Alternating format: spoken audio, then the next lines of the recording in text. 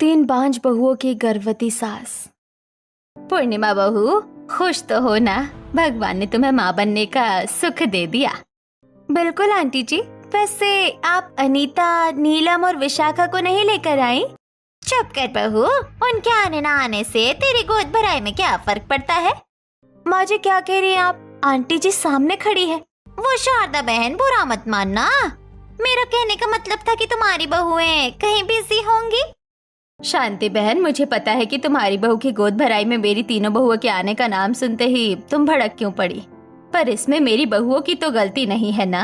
देखो बहन, बिना गलती के सजा नहीं मिलती। शादी के 4 साल के बाद भी तुम्हारी एक भी बहू गर्भवती नहीं हुई, इसका मतलब तुम्हारी तीनों बहुएं बांझ हैं और कोई भी सास नहीं चाहेगी कि उसकी गर्भवती बहू के आसपास कोई बांझ का साया भी पड़े। पूर्णिमा की गोद भराई में आई औरतें शारदा की तीनों बहुओं के बांझ होने पर ताने मारने लगती हैं। वहीं दरवाजे पर हाथों में फूलों का गुलदस्ता लिए खड़ी अनीता, नीलम और विशाखा ये सारी बातें सुन लेती हैं और रोते हुए दरवाजे से घर लौट जाती हैं। हे राम, तीनों बहुओं ने इन सभी औरतों की बातें सुन ली है। उनके दिल को कितनी ठेस पहुंची होगी। मुझे उन्हें संभालने घर जाना चाहिए। शारदा अपनी बहुओं के पीछे पीछे घर आती है, जहां अनीता, नीलम और विशाखा रोते हुए अपने अपने कमरों में अपने पतियों के पास आती हैं। वहीं हॉल में शारदा रामलाल को सारी बातें बताती है। तभी बहुएं अपने कमरों में अपने पति से, अरुण कुछ करो, मुझे माँ बनना है। मुझसे अब ये बांझ शब्द और नहीं सुना जाता। नहीं सहन हो रहा मुझसे बांझ शब्द। नीरज, 4 साल हो गए, मैं माँ कब बनूंगी? 4 नहीं, 1। बाकी के साल तुमने क्या किया है तुम्हें याद ही होगा। विकास, अगर तुम कुछ नहीं कर सकते तो मुझे कह दो, मैं पहाड़ से कूदकर खुदकुशी कर लूंगी। कम से कम रोज रोज की जिल्लत से तो मुक्ति मिलेगी। अरे तो मर जाओ ना। मरने मारने के अलावा तुम्हें और आता ही क्या है? शादी की शुरुआती दिनों में तुमने क्या किया याद है ना? तकलीफ तकलीफ तकलीफ। याद है वो दिन जब हमारा पूरा परिवार तुम तीनों के गर्भवती होने पर खुश था, पर तुम तीनों ने क्या फैसला किया? हाँ, बच्चों को मार देने का। मम्मी पापा, बहुत बड़ी खुशखबरी है। हमारे घर में एक साथ 3 बच्चों की किलकारियां गूंजने वाली हैं। दोनों भाभी और विशाखा प्रेग्नेंट हैं।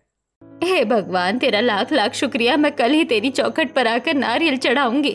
अरे बहुओं, आज मेरा बूढ़ा मन किसी बच्चे की तरह फुदकने लगा है। जी करता है बस जल्दी से अपने पोते पोतियों को अपनी बाहों में उठा लूं। हाँ। अनीता, तुम देखना, हम पूरे घर को बच्चों की तस्वीरों से सजा देंगे। एक मिनट, आप लोग क्या ख्याली पुलाव पकाने लगे हैं? हम इस वक्त इस बच्चे के लिए तैयार नहीं है। हाँ, हमारी उम्र ही क्या है अभी।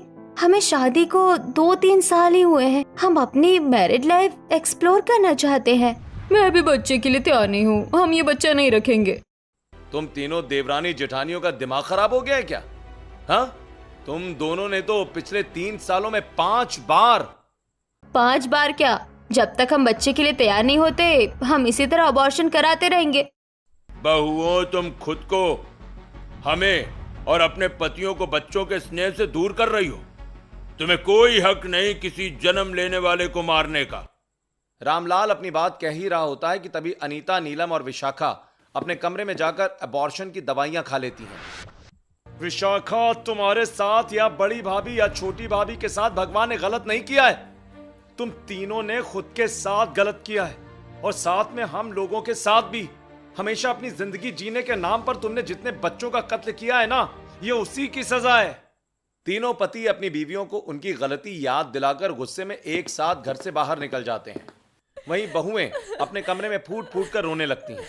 ऐसे ही दिन बीतता है और अगले दिन शारदा अश्विनी के साथ छत पर बैठी होती है। क्या हुआ शारदा, इतनी परेशान क्यों है? मेरी बहू माँ बनना चाहती है, पर खुशखबरी ही नहीं मिल रही। अरे तो हमारे शहर के बाहर एक बाबा बैठते हैं, अपनी तीनों बहुओं को उनका आशीर्वाद दिलवा, महीने भर में खुशखबरी आ जाएगी। अगले दिन शारदा अपनी तीनों बहुओं को शहर के बाहर नीम के पेड़ के नीचे बैठे छल्ला बाबा के पास लेकर जाती है। धूमतता सुनी, गोद भर दूं, एक छल्ले में जिंदगी बदल दूं। बताओ बच्चों, क्या परेशानी है? बाबा, ये मेरी तीनों बहुएं हैं, इन्हें बच्चा नहीं हो रहा है। बाबा आशीर्वाद दीजिए। तुम सही जगह पर आई हो। लो, छल्ला बाबा का आशीर्वाद। ये छल्ला पहनो, रोज गाय को तिल और गुड़ खिलाना, ठीक है? और मंगलवार के दिन व्रत रखना। बहुत जल्द तुम्हें खुशखबरी मिलेगी, बहुत जल्द तुम माँ बनोगी। आशीर्वाद है। तीनों बहुएं छल्ला बाबा का दिया छल्ला पहन लेती हैं। वहीं शारदा खुश होकर नोटों का बंडल छल्ला बाबा को देकर चली जाती है। चेले, अगर अंगूठी पहन लेने से कोई औरत माँ बन जाती तो फेमिनिस्ट औरतों को शादी करने की जरूरत ही नहीं पड़ती है। खैर, ऐसी बेवकूफ औरतें होनी जरूरी हैं, तभी 10 रुपए की अंगूठी से नोटों का बंडल मिलता रहेगा, समझे? तीनों बहुएं रोज सुबह 5 बजे गाय को गुड़ और तिल खिलाती हैं और मंगलवार को व्रत भी रखती हैं। ऐसे ही 2 महीने बीत जाते हैं और ये बात तीनों बहुएं घर मिलने आई अपनी भाभी को बताती हैं। दिमाग खराब हो गया है तुम तीनों का। ये छल्ला पहन लेने से तुम माँ बन जाओगी, तो शादी क्यों की? छल्ला ही पहन लिया होता। अरे ऐसा मत कहो, बड़े पहुँचे हुए बाबा है। कौन? वही ना जो नीम के पेड़ के पास बैठता है। कल पुलिस आई थी उसके पास, 1 बोरी अंगूठियाँ मिली उसके पास से। पाखंडी है वो। अगर आप लोगों को सच में कुछ करना है तो डॉक्टर से कंसल्ट कीजिए। राधिका डॉक्टर मिथिलेश का एड्रेस देकर चली जाती है। फिर अगले दिन तीनों जोड़े डॉक्टर मिथिलेश के चैम्बर में आकर, जी देखिए, बिना रिपोर्ट के मैं कुछ नहीं कह सकता। मुझे सबसे पहले आप सभी के स्पर्म और एग्स के सैंपल्स लेने होंगे। फिर लैब में उनके टेस्ट के बाद ही मैं आप लोगों को रिपोर्ट दे सकता हूं। मिथिलेश तीनों बहुओं और उनके पतियों के स्पर्म और एग्स के सैंपल लेकर मेडिकल प्रोसीजर शुरू करता है। ऐसे ही 1 हफ्ता बीत जाता है और एक दिन पूरा परिवार पड़ोस के मंदिर में, हे भगवान, हमें अपनी गलती का पश्चाताप है, हमें माफ कर दीजिए और माँ बनने का सुख दीजिए। सब कुछ ठीक होगा बहुओं, चलो हम रिपोर्ट लेने चलते हैं। तीनों पति अपनी अपनी पत्नियों को संभालते हुए पूरे परिवार के साथ मिथिलेश के चैम्बर में आते हैं। डॉक्टर, मेरी बहुएं माँ बन सकती हैं ना? I am sorry mister Ramlal, आपकी बहुएं कभी भी माँ नहीं बन सकती। डॉक्टर, ये क्या कह रहे हैं आप? एक औरत से माँ बनने की खुशी मत छीनिए, ऐसा मत कहिए प्लीज। डॉक्टर, हमें अपने बच्चों को अपनी गोद में खिलाना है, डॉक्टर प्लीज कुछ कीजिए। देखिए, आप लोगों ने शुरुआती दिनों में अपने पेट में पल रहे बच्चों को मारने के लिए जो दवाइयां खाई थी, उन दवाइयों ने आपके गर्भाशय को पूरी तरह से नुकसान पहुंचाया। अब फर्टिलाइजेशन तो होता है, पर बच्चा गर्भाशय में पल नहीं पाएगा, इसलिए आप मां नहीं बन सकती। सो मुझे माफ कीजिए, मैं कुछ नहीं कर सकता। ये बात सुनते ही तीनों बहुएं फूट फूट कर रोने लगती हैं। वहीं गुस्से में तीनों भाई चैम्बर से निकल जाते हैं, जिसके बाद पूरा परिवार भी घर पहुंचता है। अरे अब क्यों रो रही हो? जिंदगी जीनी थी ना तुम लोगों को, सो जियो अब। बताओ विशाखा, कहां घूमना है, मनाली या गोवा? हाँ, चलो घूम कर आते हैं। बहुओं, जब तुम्हें समझाया जा रहा था तब तुमने किसी की बात नहीं मानी। अब पछताने से क्या होगा जब चिड़िया चुग गई खेत। तीनों भाई अपने कमरों में चले जाते हैं। वहीं तीनों बहुएं जमीन पर बैठकर रोने लगती हैं। अरे बहुओं, तुम लोग पागल हो गई हो क्या? नहीं माँ जी, हम पापी हैं। हमने अपने साथ साथ आप लोगों की जिंदगी भी खराब कर दी। अगर हमने आप लोगों की बात सुन ली होती तो आज हम सभी को ताने नहीं सुनने पड़ते। बहु देर आए दुरुस्त आए, कहावत बिल्कुल सही है, पर जब समय बीत जाता है उसके बाद समझ आने का कोई फायदा भी नहीं रहता। पर अब समय बीत चुका है।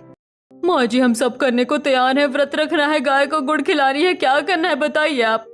अपनी तीनों बहुओं की आंखों में मां बनने की इच्छा देखकर अगले दिन शारदा अपनी तीनों बहुओं के साथ डॉक्टर मिथिलेश के जी देखिए, मैं जो बता सकता था वो मैं ऑलरेडी बता चुका हूँ।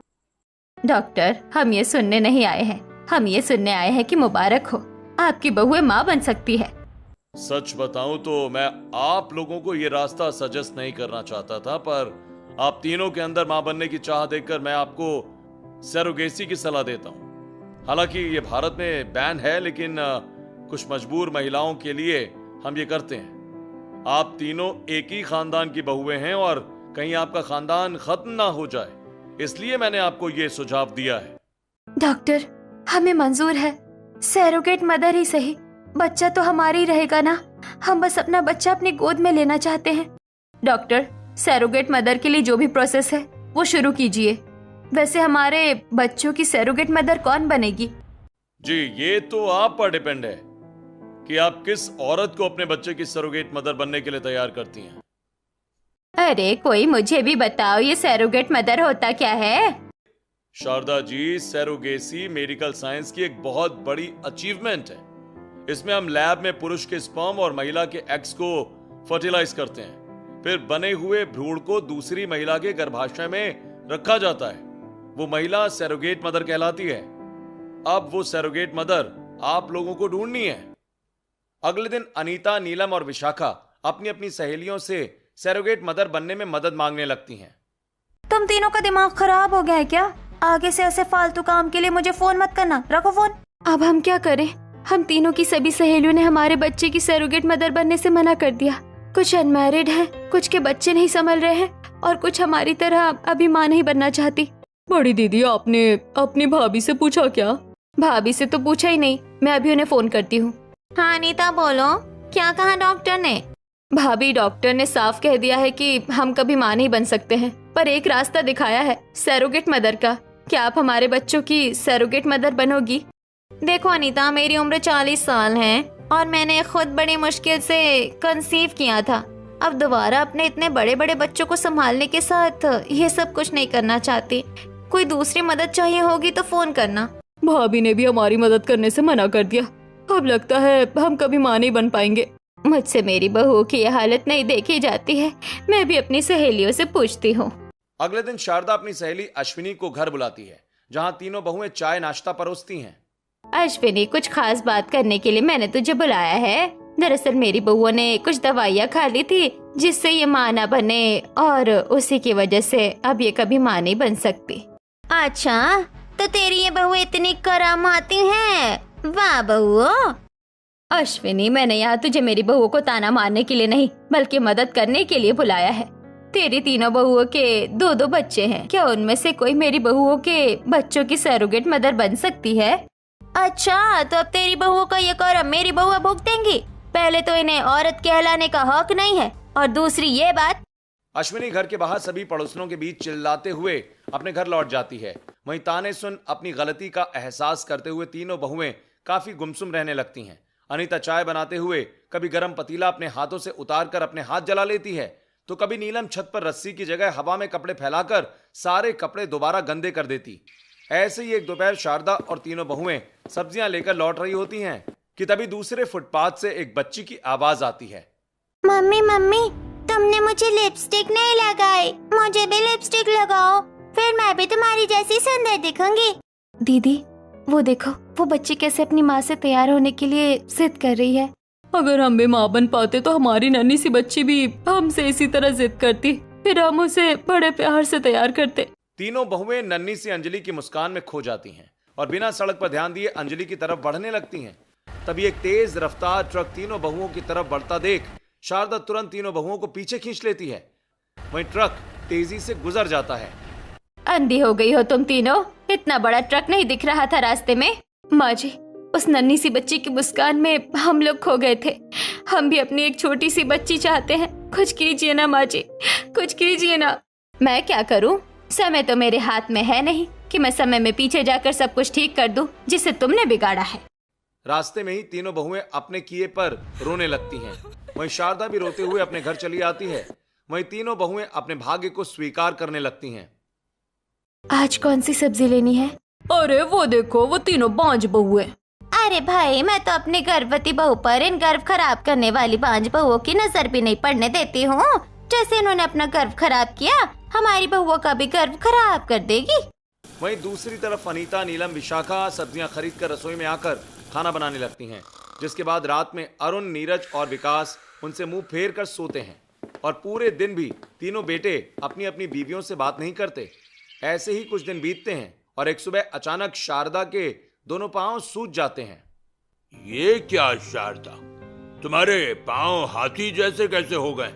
मुझे कैसे पता कि मेरे पाँव कैसे फूल गए? मैं बहुओं से कहकर गर्म और ठंडा पानी तैयार करवाता हूँ, उससे तुम्हारे पांव की सूजन ठीक हो जाएगी। जिसके बाद शारदा बिस्तर से उठकर तैयार होने चली जाती है। वहीं रामलाल हॉल में आता है। बहुओं, तुम्हारी सास के पांव में सूजन आ गई है, जरा उनके लिए गर्म और ठंडा पानी तैयार कर दो। क्या? मम्मी के पांव में सूजन आ गई है। पर कैसे? अगर ज्यादा सूजन आई हो तो हम उन्हें डॉक्टर के पास लेकर चलते हैं ना। पहले मैं भी घबरा गया था, पर उम्र बढ़ने पर कभी कभी ऐसा हो जाता है। डॉक्टर की कोई जरूरत नहीं है। तीनों बहुएं गर्म और ठंडा पानी तैयार करती हैं और शारदा के आने पर गमलों में गर्म और ठंडे पानी में शारदा के सूजे हुए पांव डुबोकर सेकने लगती हैं। ये देखो चैट जीपीटी पर क्या बता रहा है। गर्भावस्था में औरतों के पांव सूज जाया करते हैं, इसीलिए एक कहावत बनी है कि बहू के पैर भारी हैं। अरे कोई काम तो सही किया करो यार, तुम हमेशा सर्च पर एक तरह के सवाल पूछती रहती हो, तो जवाब भी वैसे ही देता हूं। सही से पूछो तब ना सही जवाब देगा कोई। ऐसे ही कुछ दिन बीतते हैं। एक दोपहर पूरा परिवार आम खा रहा होता है। मुझे आम नहीं खाने। आम भी भला कोई खाने की चीज है? घटिया। माँ जी ये क्या कह रही है आप? आम देखते ही बच्चों की तरह आपके मुंह में पानी आ जाता था और आप। माँ तुम ठीक तो हो ना? तुम और आम की बुराई। मुझे आम हजम नहीं हो रहा है, इसलिए ऐसा कह रही हूँ। मैं फिर कभी आम खाऊंगी। शारदा झटके से अपनी कुर्सी से उठती है और अचानक चक्कर खाकर बेहोश होकर नीचे गिर जाती है। माँ जी क्या हुआ? ए नीरज, जल्दी माँ को उठा और कमरे में लेकर चल। पापा आप डॉक्टर को बुलाइए। तीनों भाई शारदा को कमरे में लाकर बेड पर लिटा देते हैं। वहीं रामलाल भी डॉक्टर नेहा को फोन करके बुला लेता है। इसके बाद डॉक्टर नेहा घर आकर शारदा का चेकअप करती हैं। डॉक्टर क्या हुआ है हमारी माँ जी को? खुशखबरी है, आपकी सास गर्भवती है। क्या माँ गर्भवती हैं? डॉक्टर आप सही तरीके से चेक कीजिए। हाँ डॉक्टर, जरा सही से चेक कीजिए। जी अगर आप चाहे तो टेस्ट भी करवा सकते हैं। अरे तुम लोग मुझे इस तरह क्यों घूर रहे हो भाई? तुम लोग कल जाकर अपनी सास का मेडिकल टेस्ट करवाओ पहले। अगले दिन तीनों बहुएं अपनी सास को लेकर मेडिकल टेस्ट करवाती हैं, जिसमें पता चलता है कि शारदा सचमुच गर्भवती है। फिर घर लौटकर माँ जी एक तो हम तीनों बहुओं को समाज बांझ कहकर बुला रहा है, ऊपर से अब इस उम्र में हमारी सास गर्भवती हो गई। लोग क्या कहेंगे? वो देखो 3 बांझ बहुओं की गर्भवती सास जा रही है। शारदा तुम ये बच्चा गिरा दो। नहीं, मैं ये बच्चा नहीं गिराऊंगी। क्यों? आप हम बहुओं की और बेइज्जती करवाना चाहती है क्या? माँ हमारी बात मान लीजिए। वैसे भी इस उम्र में गर्भवती होना आपकी सेहत के लिए ठीक नहीं है। हम कल ही डॉक्टर से बात करेंगे। डॉक्टर से अपने माँ बनने के बारे में बात करो, अपनी गर्भवती सास के गर्भ में पल रहे बच्चे को मारने की नहीं। मैं वो पाप नहीं करूंगी जो तुम तीनों ने किया था। मैं अपने कोख में पल रहे बच्चे को नहीं मार सकती और न ही किसी को मारने दूंगी। अपनी सास की जली कटी सुनकर तीनों बहुएं चुप हो जाती हैं। ऐसे ही 2 महीने बीतते हैं और शारदा का पेट काफी बाहर आ जाता है। और फिर एक दिन शारदा बालकनी में कपड़े उतारने आई होती है, तभी शांति की नजर शारदा पर पड़ जाती है। अरे शारदा बहन का पेट निकल गया है। तीनों बहू की सेवा सत्कार में मोटी होती जा रही है। अरे शारदा बहन बड़ा पेट निकला है तुम्हारा, बिल्कुल गोल। अपने बांझ बहुओं की जगह तुम ही गर्भवती हो गई क्या? अरे शांति बहन ये क्या कह रही हो तुम? अरे बहन तुम तो घबरा रही हो, मैं तो मजाक कर रही थी। ऐसे ही पड़ोसने से थोड़ी बातें करके शारदा घर के अंदर आ जाती है। हम जानते हैं माँ जी आप बच्चा नहीं गिराएंगी और अब हम आपको बच्चा गिराने के लिए भी नहीं कहेंगे, पर इस हालत में आप पड़ोसन और रिश्तेदारों को क्या जवाब दीजिएगा? आपके बेटों की क्या इज्जत रहेगी? बहुओं तो फिर मैं बाहर ही नहीं जाऊंगी। वैसे भी मुझे क्या जरूरत पड़ी है बाहर जाने की। तीसरे महीने से शारदा घर से निकलना पूरी तरह बंद कर देती है। और फिर एक शाम रामलाल ढेर सारे फल, बच्चों की तस्वीरें और खिलौने लेकर अपने घर की तरफ बढ़ रहा होता है। तभी पत्थर से ठोकर खाकर रामलाल का सारा सामान नीचे गिर जाता है। हे भगवान, सारा सामान गिर गया, फोटो फ्रेम भी टूट गया। बच्चों की तस्वीरें, खिलौने, लगता है वो तीनों बांझ बहुओं में से कोई या फिर तीनों ही माँ बनने वाली है। देखना पड़ेगा। रामलाल सामान उठाकर कमरे में शारदा के पास चला जाता है। वहीं कांति भी कुछ पड़ोसनों के साथ तीनों बहुओं के घर आती हैं। आंटी आप सब हमारे घर, सब कुछ ठीक है ना? प्यारे बहुओं, भगवान हमें माफ करे, हमने तुम्हें बांझ कहा, पर जब तुम बांझ नहीं हो तो ये बात हमें बताई क्यों नहीं? हम बांझ नहीं है? अरे बहुओं, पड़ोस में कोई बात छुपती है क्या? हमें अच्छे से पता है तुम तीनों या तुम तीनों में से कोई एक गर्भवती है। जल्दी अपनी सास को बुलाओ, हमारा मुंह मीठा कराओ और बताओ कौन गर्भवती है। आपको किसने कहा कि हमारे घर में कोई गर्भवती है? ये सब बातें कहनी नहीं पड़ती। अभी हमने आपको बच्चों की तस्वीर और खिलौने लेकर आते देखा था, हम समझ गए। अरे कांति बहन, तुम भी क्या जले पर नमक छिड़कने चली आई? काश वो खिलौने और तस्वीरें मैं अपनी बहुओं के लिए लेकर आ पाता। वो सब किसी और के लिए लाया हूँ, और शारदा तो तीर्थ यात्रा पर गई है। क्या? हम तो खामखा सोच रहे थे कि ये बांझ बहू गर्भवती कैसे हो गई। बार बार बांझ कहना जरूरी है क्या? हाँ, अब जाइए यहाँ से। रामलाल की बात सुनकर पड़ोसने मुंह बनाकर वहां से लौट जाती हैं। इसी तरह कुछ दिन बीतते हैं और एक दिन घर में रहते हुए मुझे 5वां महीना लग गया है। मेरा मन नहीं लग रहा है घर में। शारदा, थोड़ी देर रुक जाओ। रात थोड़ी और गहरी हो जाए, फिर मैं तुम्हें बाहर टहलाने लेकर चलूंगा। जिसके बाद रात के 2 बजे रामलाल और शारदा ठंडी हवा में अपने घर के बाहर आकर टहल रहे होते हैं। कितना अच्छा लग रहा है इस तरह आपके साथ टहलने में। मैं पहले जब गर्भवती थी तब आप मुझे ऐसे टहलने लेकर आया करते थे। रामलाल और शारदा टहल ही रहे होते हैं कि तभी अपनी बालकनी में शांति आ जाती है। वहीं अंधेरे में शांति को बस शारदा का चेहरा ही दिखाई देता है। मैं नींद में हूँ, इसलिए मुझे शारदा बहन दिख रही है। क्या फिर सच में शारदा बहन ही है? अचानक शांति की आवाज सुनकर रामलाल और शारदा तुरंत भागकर अपने घर में चले आते हैं और फिर अगले दिन शांति घर से बाहर निकली बहुओं को रोकते हुए, अरे बहू, तुम्हारी सास कहाँ है? हमने बताया ना, वो तीर्थ यात्रा पर गई हैं। तुम तीनों बांझ बहुएं झूठ बोल रही हो। तुम्हारी सास घर पर ही है। कल रात को ही मैंने उन्हें बाहर टहलते हुए देखा था। तुम मुझे अपने घर का मुआयना कराओ। आखिर तुम अपनी सास को छुपा क्यों रही हो? कहीं तुमने उनके साथ कुछ किया तो नहीं है? तीनों बहुएं सबकी शक की नजरों में आ जाती हैं। इनकी वजह से कुछ पड़ोसनों को लेकर उन्हें घर में आना पड़ता है। वही पड़ोसन पूरे घर की तलाशी लेती हैं, पर उन्हें शारदा कहीं नहीं मिलती। आप लोगों को क्या पड़ी है? हाँ, हमारे घर में क्या हो रहा है और क्या नहीं? नहीं है ना हमारी सास, हम सच कह रहे हैं। वो तीर्थ यात्रा पर गई है। अब जाइए यहाँ से। सभी पड़ोसन मुंह बनाकर वापस चली जाती हैं। जिसके बाद तीनों बहुएं छत पर आकर पानी की टंकी के पीछे छिपी अपनी सास को लेकर नीचे उतरती हैं। अच्छा हुआ इन लोगों के आने की आवाज सुनते ही मैं तुरंत छत पर भाग गई। मुझे पता था कल शांति की नजर मुझ पर पड़ गई थी। शारदा, कल तुम चेकअप करवाने अस्पताल कैसे जाओगी? पापा, मैं घर के दरवाजे पर टैक्सी भिजवाऊंगा। आप लोग सीधे टैक्सी में बैठ जाइएगा और अस्पताल चले जाइएगा। अस्पताल से टैक्सी सीधे दरवाजे तक बुलवा लीजिएगा और तुरंत घर में आकर दरवाजा बंद कर लीजिएगा। अगले दिन अरुण घर के दरवाजे पर टैक्सी बुलवाता है। वहीं रामलाल और शारदा तुरंत टैक्सी में बैठकर अस्पताल पहुंचते हैं। अस्पताल में मिथिलेश शारदा की सोनोग्राफी कर रहा होता है कि तभी उसी अस्पताल में आई मयूरी और कोमल की नजर शारदा पर पड़ जाती है। अरे ये तो शारदा है ना? हाँ, ये तो भाभी है। ये गर्भवती और हमें पता भी नहीं था। बहुएं बांझ और सास गर्भवती, हमें ये बात सभी को बतानी चाहिए। रामलाल और शारदा चेकअप करवाकर अपनी टैक्सी में घर चले जाते हैं। दरवाजे के पास टैक्सी रुकती है, तभी पीछे से मयूरी और कोमल आकर शारदा को पकड़ लेती हैं।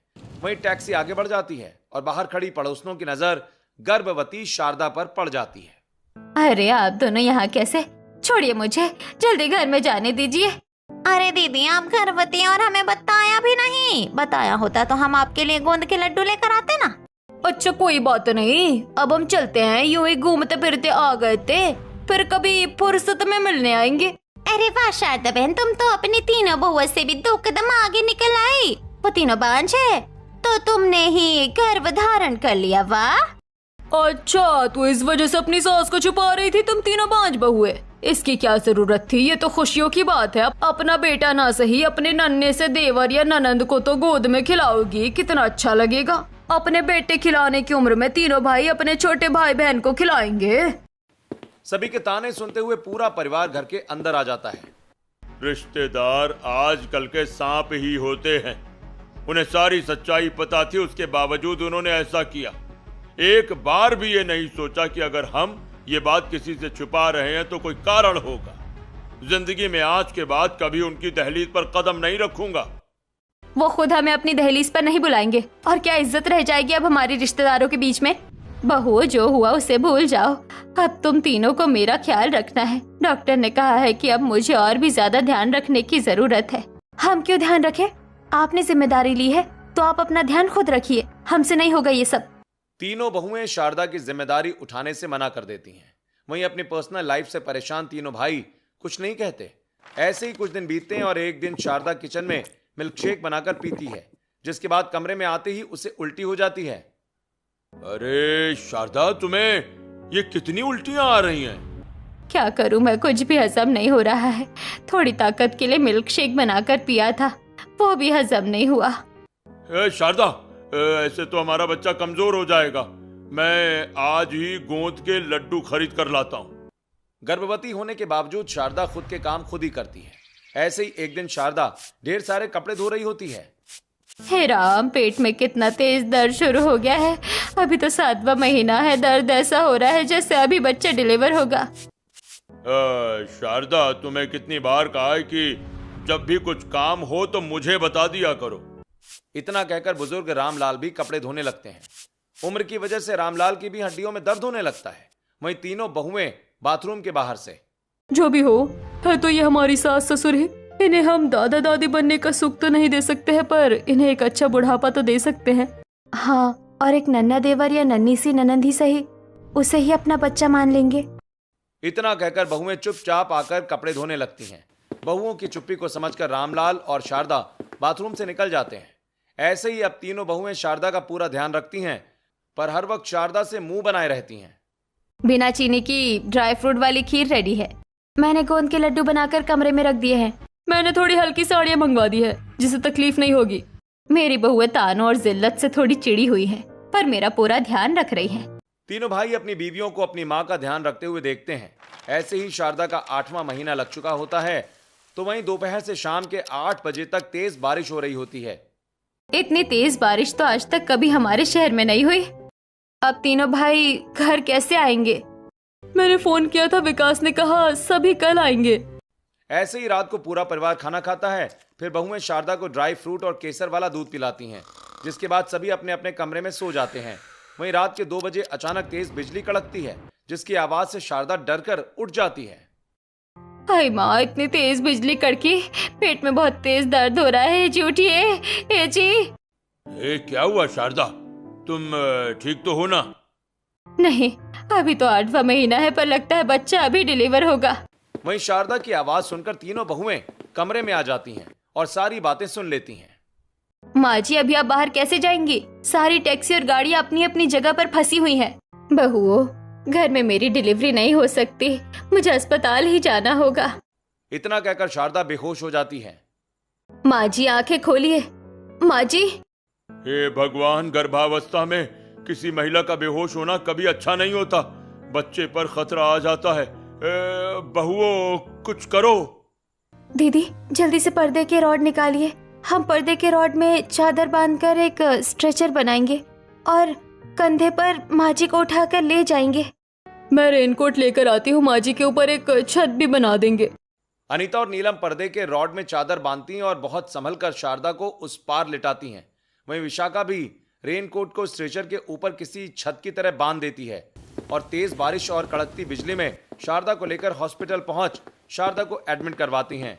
वहीं तीनों भाई भी भीगते हुए वहां पहुंच जाते हैं। डॉक्टर, डिलीवरी में कितना टाइम लगेगा? सब कुछ ठीक है ना? आप लोगों के पास 2 ऑप्शन हैं, या तो हम बच्चे को बचा सकते हैं या तो आपकी सास को।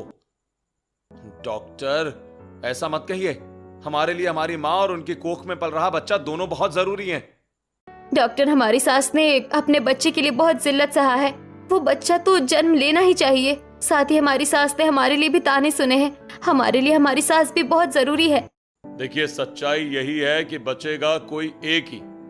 आप लोगों को फैसला लेने में आसानी हो, इसलिए शारदा जी का एक बहुत बड़ा राज मैं आप लोगों को बताना चाहता हूं। असल में शारदा जी की कोख में आप तीनों का ही बच्चा पल रहा है।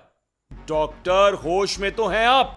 अरे शांत हो जाइए भाई, मैं सारी सच्चाई बताता हूं आपको। शारदा जी, आपको कोई सरोगेटिव मदर मिली क्या? डॉक्टर, मेरी बहू की सरोगेटिव मदर मैं बनूंगी।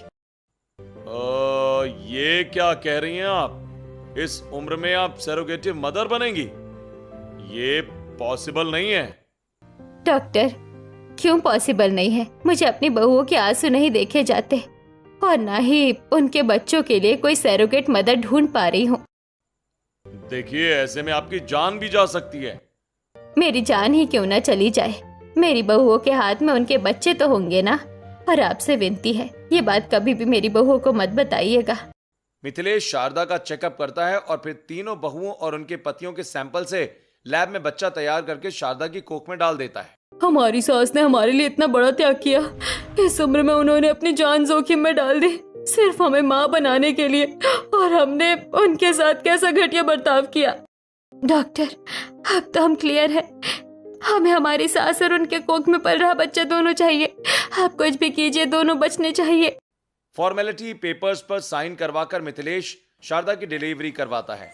शारदा सबसे पहले एक लड़की और फिर 2 लड़कों को जन्म देती है। फिर पूरा परिवार शारदा के पास आता है।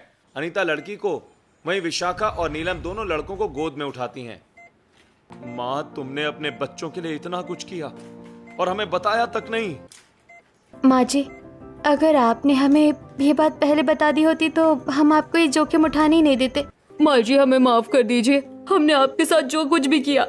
बहुओं, मुझे तुमसे कोई गिला शिकवा नहीं है। ये बड़ी बेटी अनीता बहू की है और ये 2 बेटे तुम 2 बहुओं के हैं। इनका ख्याल रखना। इतना कहते हुए शारदा अपनी आखिरी सांस लेती है और वहीं सभी बहुएं, बेटे और रामलाल फूट फूट कर रो पड़ते हैं। अगले दिन शारदा का अंतिम संस्कार होता है और शारदा की 13वीं के दिन पूरा परिवार शारदा की फोटो के सामने खड़े होकर, काश हमारी गलतियों की सजा हमारी सास को ना भुगतनी पड़ती। काश हम अपने परिवार को इतना बड़ा दुख ना दिया होता। बहुओं, पछतावा तो सारी जिंदगी का होता है, इससे कोई बच नहीं सकता। पर तुम्हारी सास ने जाते जाते अपना एक रूप तुम्हारी गोद में छोड़ दिया है। तुम लोग अपना पछतावा इस बच्ची के जरिए पूरा करना। वैसे इसका नाम क्या रखोगी? मेरी बेटी का नाम होगा शारदा। ये सुनते ही तीनों बहुएं पछतावे में रोने लगती हैं और अपने बच्चों के साथ अपनी जिंदगी की नई शुरुआत करती हैं।